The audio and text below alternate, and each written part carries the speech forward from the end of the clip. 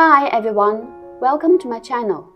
Today we are diving into one of the essentials for growing stunning amaryllis blooms, choosing the right potting mix. Amaryllis bulbs thrive in a well-draining, nutrient-rich medium that holds moisture without becoming soggy. The right mix is key to their healthy growth and vibrant flowers.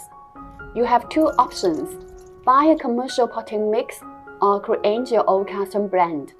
In this video, I'll guide you through 1. The basic requirements for an amaryllis potting mix. 2. How to create a mix at home. 3. Do amaryllis seedlings use the same potting mix? 4. Can you reuse old soil? Okay, let's get started. The basic requirements for an amaryllis potting mix. 1. Good drainage. Amaryllis bulbs dislike sitting in water, so the potting mix needs to allow excess water to drain quickly. 2. Moisture retention. While amaryllis prefer well-drained soil, they also need consistent moisture during their growing season, which typically occurs in spring and summer when the weather is warm. If the soil dries out too quickly, the bulbs may struggle to absorb enough water and nutrients. 3. Nutrient-rich. Amaryllis are heavy feeders, requiring a nutrient-rich environment. Incorporating compost, well-rotted manure, or a balanced slow-release fertilizer into the mix ensures they get what they need. How to create a potting mix at home. Once we understand what amaryllis bulbs need, the next step is to select the right soil amendments to meet these requirements. Here's how to do it. For moisture retention, choose ingredients like garden soil, peat moss, or coco coir. These materials help hold enough moisture for the bulbs during their growing season. For good drainage, use amendments like perlite, coarse sand, rice husk, or sawdust. These materials improve soil aeration and keep it from compacting. For nutrient-rich soil, add fertilizers such as organic compost, slow-release fertilizer, or well-rotted manure. Suggested ratios. A simple guideline is 2 parts moisture-retaining substrate, 1 part drainage-improving amendment, half part nutrient-rich fertilizer. For example, I choose 2 parts garden soil, 1 part rice husk, half part organic fertilizer. This combination creates a well-balanced potting mix suitable for amaryllis. You can also mix and match 2 ingredients from each category. For example, combine coco coir and peat moss for moisture retention, rice husk and sawdust for drainage, and compost with slow-release fertilizer for nutrients. The basic rule: always include ingredients from all 3 categories: moisture retention, drainage, and nutrients, to ensure your mix meets the basic requirements of amaryllis bulbs.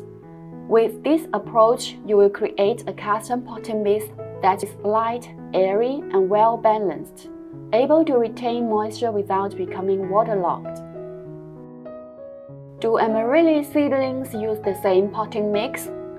The potting mix for amaryllis seedlings is slightly different from that for mature bulbs. Seedlings have unique requirements to support their early growth. 1. Higher moisture needs. The tender roots of seedlings require more moisture than bulbs. Additionally, seedlings are less prone to rotting in humid conditions. 2. Light and airy medium. Seedlings need an airy, lightweight mix to promote root development and allow for proper oxygen flow. Guidelines for seedling potting mix. 1. Avoid garden soil. Garden soil is too heavy for seedlings and can compact easily, restricting their growth. 2. Avoid large particles. Large particles, such as coarse sand or bark chips, can prevent close contact between the soil and the delicate seedlings, hindering their ability to take up water and nutrients. 3. Increase moisture-retaining substrates. Use a higher proportion of peat moss, coco coir, or coco peat to ensure the mix retains adequate moisture for the seedling's needs. 4. Use fewer drainage amendments. Add only a small portion of drainage-improving materials, such as perlite or rice husk, to balance moisture retention and prevent waterlogging. 5. Delayed fertilizer application. Do not add fertilizers to the initial mix, as seedlings are sensitive to high nutrient levels. Once they develop 3 to 4 leaves, you can sprinkle a small amount of slow-release or organic fertilizer to support their growth. Example seedling mix: 3 parts peat moss or coco peat for moisture retention, 1 part fine perlite for gentle drainage. Fertilizer added later when seedlings have matured slightly.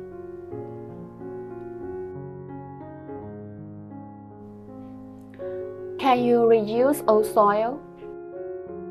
The answer is yes, but it's important to refresh and prepare it to ensure it's suitable for future plantings. Here's how. 1. Remove debris. Start by removing any leftover roots, plant debris, or organic matter from the soil.